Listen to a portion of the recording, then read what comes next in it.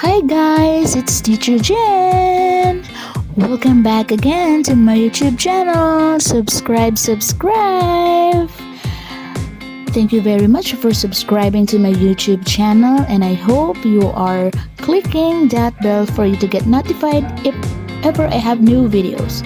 Ngayon, let's go to Google Meet. So, paano tayo pupunta ng Google Meet? I-download nyo muna yan dyan sa Google App Store ng cellphone ninyo. Type nyo lang yung Google Meet. Ayan. Tapos pag na-type natin yung Google Meet, lalabas yun yan. Logo na yan, and then i-install natin. Sa akin kasi naka-install na yan, kaya naglakay dyan ng update.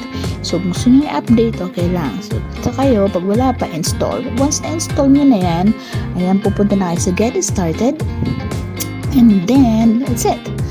Pupuntahan nyo na yung link na binigay sa inyo ng teacher ninyo para mapunta kayo sa Google Meet, and then magsa-sign in kayo. Ilalagay nyo yung Google account niyo, and then the password, the secret password. Once mailagay nyo na yung password, yun automatically madadirect na kayo doon sa Google Meet mismo. Ayan, ganyan yung mangyayari dyan sa cellphone ninyo. At syempre, itatype niyo or ilalagay niyo yung account niyo. Ako kasi maraming account, kaya yan ang lumabas.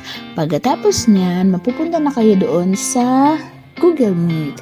Yan, pwede nyo i-off yung video ninyo and i-mute.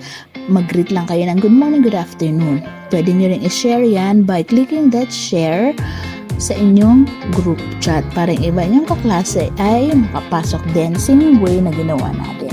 So, thank you very much, and I hope you've learned a lot from me. Thank you!